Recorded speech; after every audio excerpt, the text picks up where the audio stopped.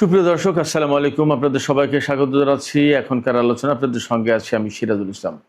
দর্শক, নাটকীয়ভাবে পরিবর্তন ঘটে গেছে। পরিবর্তনটা কোথায়? হরমুজ প্রণালীতে ইরান টোল নেবে এবং এই টোল দেওয়ার ব্যাপারে রাজি হচ্ছে ইউরোপের বেশ কয়েকটি দেশ, যারা আন্তর্জাতিক রাজনীতি, অর্থনীতি, কূটনীতি, ভূ রাজনীতির গভীরের যত আলাপ আলোচনা, খেলাধুলা, তার প্রত্যেকটা জায়গায় গুরুত্বপূর্ণ ভূমিকা রাখে এই রকম দেশ। এই খবর এসেছে আমেরিকার অত্যন্ত প্রভাবশালী পত্রিকা, বিশেষ করে অর্থনীতির ক্ষেত্রে ব্লুমবার্গের এক রিপোর্টে। এই রিপোর্টের পর এখন মাথায় হাত পড়েছে আমেরিকার। ইসরায়েল কি করবে? তার মানে হরমুজ প্রণালীতে টোল দিয়ে তেল পরিবহন করতে প্রস্তুত ইউরোপের বেশ কিছু দেশ। পারস্য উপসাগরীয় বেশ কিছু দেশও একই চিন্তা করছে। অবশ্যই এর বিরোধিতাও করছে কেউ কেউ। কিন্তু যত যাই বলি, আমেরিকার মাথায় হাত। অবশেষে হরমুজে জয় হচ্ছে ইরানের। তাহলে আবারও ঘুরে ফিরে প্রশ্ন আসছে, আমেরিকা এবং ইসরায়েল কি করবে? এই হরমুজ প্রণালী কন্ট্রোল যদি ইরান করেই, টোল দিয়ে যদি জাহাজকে যেতে হয়, তার মানে সুনির্দিষ্ট নিয়মের ভেতর দিয়ে যেতে হবে। তখন আমেরিকা এবং ইসরায়েলের কোনো যুদ্ধ জাহাজ কি হরমুজ প্রণালীর ধারে কাছে যেতে পারবে? এই প্রশ্ন রেখেই সুপ্রিয় দর্শক, আজকের মূল আলোচনায় চলে যাব। আশা করছি আপনারা সবাই শেষ পর্যন্ত সঙ্গে থাকবেন। আর যদি ভিডিও ভালো লাগে তাহলে বিশেষ করে বলবো, লাইক, কমেন্ট, শেয়ার করবেন এবং চ্যানেলটি সাবস্ক্রাইব করে সাথেই থাকবেন। দর্শক, চলুন বিস্তারিত আলোচনা করি। আলোচনায় যাওয়ার আগে কয়েকটা খবর আমি আপনাদেরকে একটু দিই। পাকিস্তানের প্রধানমন্ত্রী শেহবাজ শরীফ 3 তারিখ থেকে 5 তারিখ পর্যন্ত, জুলাই মাসের, তার মানে আগামীকাল থেকে 5 তারিখ পর্যন্ত ইরান এবং তুরস্ক সফর করবেন। মনে হচ্ছে আগামীকাল হয়তো তিনি তুরস্ক যাবেন, পরে ইরানের সর্বোচ্চ নেতার শেষ বিদায় অনুষ্ঠানে হয়তো অংশ নেবেন। এরপরে তেলের বাজার অনেকটা স্থিতিশীল। তেলের বাজারে বেশ দাম কমেছে। তেলের দাম কমেছে দারুণভাবে। কত করে দাম এসেছে ব্যারেল প্রতি, সেই গল্প শোনাবো আজকের এই আলোচনাতে। এর পাশাপাশি ইরানের সর্বোচ্চ নেতার যে জানাজা অনুষ্ঠান হবে, সেই অনুষ্ঠানে হামলা চালানোর ব্যাপারে ইসরায়েলের পক্ষ থেকে হুমকি দেওয়া হয়েছে। এর প্রতিক্রিয়ায় ইরানের খাতামুল আম্বিয়া সেন্ট্রাল হেডকোয়ার্টার্স, যেটা, তার প্রধান commander major general Ali Abdullahi, তিনি কড়া হুঁশিয়ারি উচ্চারণ করেছেন। তিনি বলেছেন, শত্রুরা যদি কোনো রকমের ভুল হিসাব নিকাশ করে তাহলে তার পরিণতি ভয়াবহ রকমের খারাপ হবে এবং তার পরিণতি তাদেরকেই ভোগ করতে হবে। আমি সর্বপ্রথমে হরমুজের আলোচনাটা করি, তারপরে বাদ বাকি কথা বলি। কারণ এই হরমুজ প্রণালীকে কেন্দ্র করে ইরান এবং আমেরিকা ও ইসরায়েলের মধ্যে যে ত্রিমুখী যুদ্ধটা হলো, সেই যুদ্ধের অনেক কিছু নির্ভর করেছে এই হরমুজ প্রণালীর উপর। এমনকি এই কথা একদম পরিষ্কারভাবে বলা যায়, ইরান যখন হরমুজ প্রণালী বন্ধ করে দিল, তখন কিন্তু যুদ্ধের খেলা অন্যরকম হয়ে গেল, একেবারে মোড় ঘুরে গেল। এই হরমুজ প্রণালী বন্ধ করে দেওয়ার ফলে এমনকি আমেরিকার তেলের রিজার্ভে পর্যন্ত টান পড়ল। এই তো গত কয়েকদিন আগে, 4-5 দিন আগে, ডোনাল্ড ট্রাম্প নিজেই বলেছেন যে ইরানের সাথে যদি 14 দফা সমঝোতা স্মারক সই না করতাম, আর ইরান যদি এইভাবে হরমুজ প্রণালী আটকে রাখতো, বা হরমুজ প্রণালী যদি এইভাবে আটকা অবস্থায় বা অচল অবস্থায় থাকতো, তাহলে আমেরিকারই তেলের রিজার্ভ শেষ হয়ে যেত। আর মাত্র কয়েকদিনের তেলের রিজার্ভ ছিল। এই পরিস্থিতিতে হরমুজ প্রণালী কতটুকু গুরুত্বপূর্ণ ভূমিকা পালন করেছে যুদ্ধক্ষেত্রে, যুদ্ধের বা যে কোনো পরিস্থিতির মোড় ঘোরাতে, আপনারা বুঝতেই পারেন। সেই হরমুজ প্রণালীর ব্যাপারে ইরান বারবার বলে আসছে যে আর কখনো হরমুজ প্রণালী আগের অবস্থায় ফেরত যাবে না। তার মানে হরমুজ প্রণালীতে যে নিয়ন্ত্রণ আমরা আরোপ করেছি, এই নিয়ন্ত্রণ থাকবেই এবং এখানে ফি দিয়ে, টোল হোক আর ফি হোক, যাই হোক, সার্ভিস চার্জ যাই বলি, এই টাকা দিয়ে, অর্থাৎ ডলার দিয়ে বা অর্থ দিয়ে জাহাজ পারাপার করতে হবে। ডলারের পরিমাণ কি, এক একটা জাহাজ কত করে দেবে, এবং এই পরিস্থিতিতে কারা কীরকমভাবে কি প্রতিক্রিয়া জানাচ্ছে আমি বিস্তারিত বলবো, জাস্ট আপনারা একটু অপেক্ষা করুন, শুনতে থাকুন। প্রতি জাহাজ থেকে ইরান $2 মিলিয়ন নেবে, তার মানে $20 লাখ। প্রতিদিন যদি 100টি জাহাজ চলাচল করে হরমুজ প্রণালী দিয়ে, তাহলে কত কোটি ডলার প্রতিদিন, প্রতি মাসে কত, আর প্রতি বছর কত, আপনি ভাবেন। বিপুল অঙ্কের অর্থ ইনকাম করবে এই হরমুজ প্রণালী থেকে ইরান। তার মানে এই যুদ্ধ করতে এসে আমেরিকা ইসরায়েল তারা তো বিপদে পড়েছেই। তাদের প্রচুর পরিমাণে অস্ত্র মারাত্মকভাবে ক্ষয়ক্ষতির মুখে পড়েছে।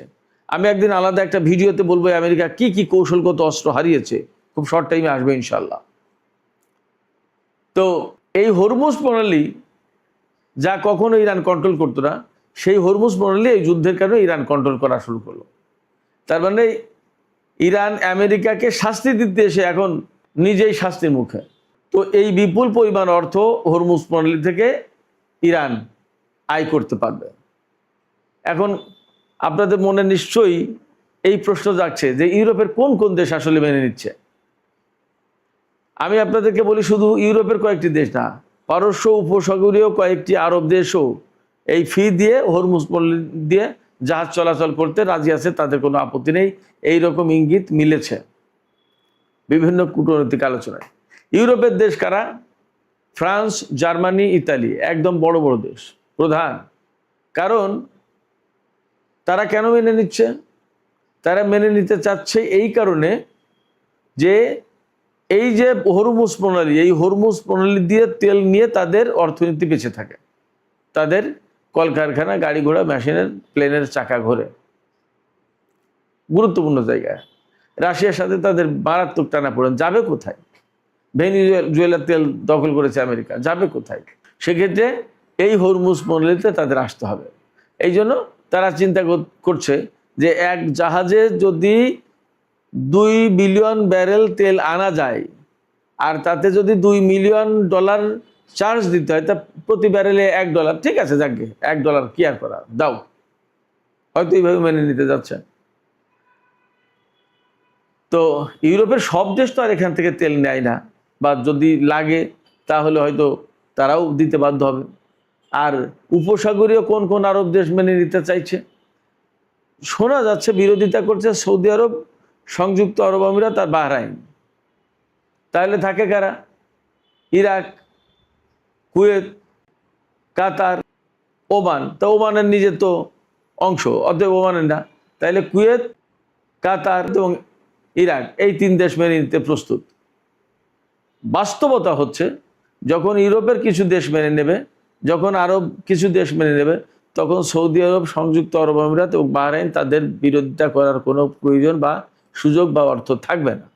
হয় তাদেরকে বিকল্প করে ব্যবস্থা করতে হবে হরমুজ প্রণালী বাদ দিয়ে, আর না হলে হরমুজ প্রণালী দিয়ে যেতে হলে টোল তাদেরকে দিতেই হবে। এবং সংযুক্ত আরব আমিরাত এরই মধ্যে তো আমরা একদিন একটা ভিডিও করেছিলাম যে $3 বিলিয়ন নগদ বিমানে করে দিয়ে এসছে ইরানের সাথে সুসম্পর্ক চাই, দরকার নেই ঝামেলায়। আবার ইসরায়েল, আমেরিকা, ভারতের সাথে সে তলে তলে সম্পর্ক করে, সেটা ভিন্ন জিনিস। কিন্তু হরমুজ প্রণালী ব্যবহার করতে গেলে ইরানকে টোল দিতে হবে, ওমানকে টোল দিতে হবে। তারা 2 দেশ একমত। এ ব্যাপারে কমিটি গঠন হয়েছে এবং ইরান গতকালকে একদম পরিষ্কার করে ঘোষণা করেছে, সে তো আপনারা জানেন, যে এই হরমুজ প্রণালী ব্যবহার করতে হলে টোল দিতে হবে এবং টোল ইরান নেবে, তা জোর করে হলেও। হয় এটা আমেরিকাকে মেনে নিতে হবে, না হয় ইরানের সাথে যুদ্ধ করতে হবে। এই পরিস্থিতিতে আসলে আমেরিকার সামনে কিছু করার নেই, তাদেরকেও মেনে নিতে হবে। তবে ইউরোপের দেশগুলো বা কিছু কিছু আরব দেশ যে মেনে নিতে চাইছে, এতে কিন্তু আমেরিকা খুব খুশি না, ক্ষুব্ধ, রাগ হয়েছে। রাগ হয়েছে কেন? রাগ হয়েছে এই কারণে যে এই হরমুজ প্রণালী নিয়েই তো এত কিছু। সবচেয়ে বড় টানাপোড়েন দেন দরবার তো এখন হরমুজ প্রণালী নিয়েই চলছে ইরানের সাথে আমেরিকার। আমেরিকা বলছে যে টোল ছাড়া উন্মুক্ত থাকবে, ফ্রি, আর ইরান বলছে যে না, টোল তো দিতেই হবে, যদি প্রয়োজনে জোর করে দিতে হয় তাও নেব।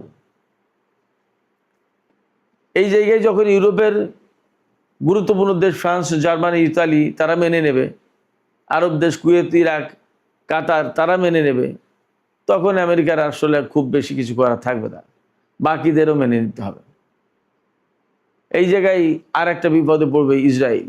যখনই টোল সিস্টেম হবে তখনই তো সেখানে একটা গেট কিপিং হবে, যে এই রুটে যাও, এই রুটে আসো, এবং কোন জাহাজ যাচ্ছে, কোন জাহাজ যাবে, কোন জাহাজ যাবে না, কোন জাহাজ কোন কারণে যাচ্ছে, অনেক কিছু মনিটর করবে ইরানে একদম সোজা।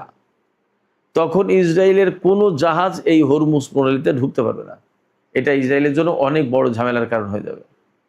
সেক্ষেত্রে ইসরায়েল আপাতত হরমুজ প্রণালী বঞ্চিত হয়ে গেল, এতে কোনো সন্দেহ নেই। নাম্বার 1। নাম্বার 2, আমেরিকার কোনো যুদ্ধ জাহাজ সম্ভবত এই হরমুজ প্রণালীতে যেতে পারবে না। কারণ আমেরিকা অস্ত্র আনবে কার বিরুদ্ধে? সেই অস্ত্র ব্যবহার করবে সৌদি আরবের বিরুদ্ধে, কাতারের বিরুদ্ধে, কুয়েত, ইরাক, কারোর বিরুদ্ধে না। সেই অস্ত্র যে এত যুগ যুগ ধরে জমিয়েছে, ঘাঁটি করেছে, সেটা যে ইরানের বিরুদ্ধে তার তো পরিষ্কার। এখন ইরান কি কোনো মতে হরমুজ প্রণালী খুলে দিয়ে আমেরিকাকে বলবে যে তোমার অস্ত্রবাহী জাহাজ নিয়ে এই হরমুজ প্রণালীতে আসো, আমার কোনো আপত্তি নেই? এই সুযোগটা ইরান দেবে না। তাহলে আমেরিকা এবং ইসরায়েলের জন্য এই হরমুজ প্রণালীতে টোল সিস্টেম বসানো অনেক বড় সমস্যার কারণ। কিন্তু সম্ভবত তাদের কিছু করার নেই, কারণ যুদ্ধে যেহেতু তারা জিততে পারেনি, অতএব তাদেরকে ইরানের কথা শুনতে হবে, কারণ ইরান বিজয়ী শক্তি এখানে, এটা বাস্তবতা। এখানে ইরান বলছে যে আমরা যে টোল নেব সেই টোল মূলত 3টা খাতে ব্যয় করতে চাই, বা 3টা খাতের কারণে 3টা খাত দেখিয়ে আমরা টোলটা নেব।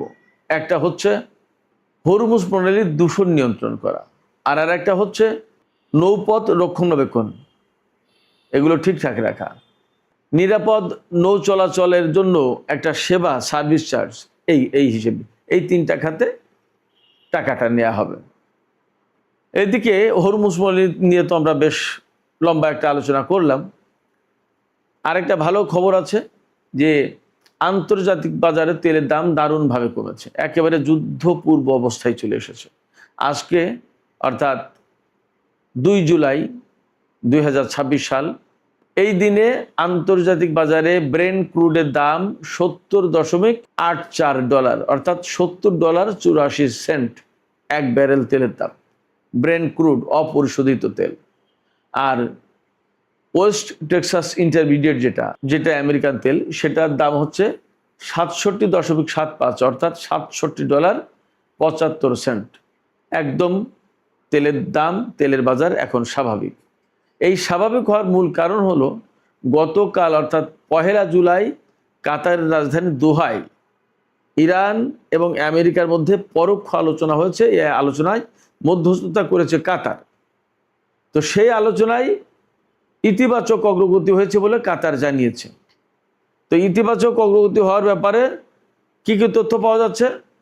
আমরা যতদূর জানতে পারছি, ওই যে ইরানের আটকে থাকা অর্থ ছাড় করা, সেই অর্থ ছাড় করার ব্যাপারে আলোচনায় অগ্রগতি হয়েছে। আরও কিছু কিছু ব্যাপারে অগ্রগতি হয়েছে, কিন্তু আপনারা এটা নিশ্চিত থাকুন, গতকাল দোহায় কিন্তু কোনো মতেই পরমাণু ইস্যুতে আলোচনা হয়নি। যাই হোক সুপ্রিয় দর্শক, আমি শুরুতেই আরও কিছু খবরের কথা বলেছিলাম, যেমন সর্বোচ্চ নেতার জানাজা অনুষ্ঠানে ইসরায়েল হামলা চালাতে পারে এমন হুমকি দিয়েছে বা আশঙ্কা করা হচ্ছে। সেই জায়গায় খাতামুল আম্বিয়া সেন্ট্রাল হেডকোয়ার্টার্সের যে commander major general Ali Abdullahi, তিনি বলেছেন শত্রুরা যদি কোনো রকমের ভুল হিসাব নিকাশ করে তাহলে তার কঠোর জবাব দেওয়া হবে এবং তারা পরিণতি ভোগ করবে।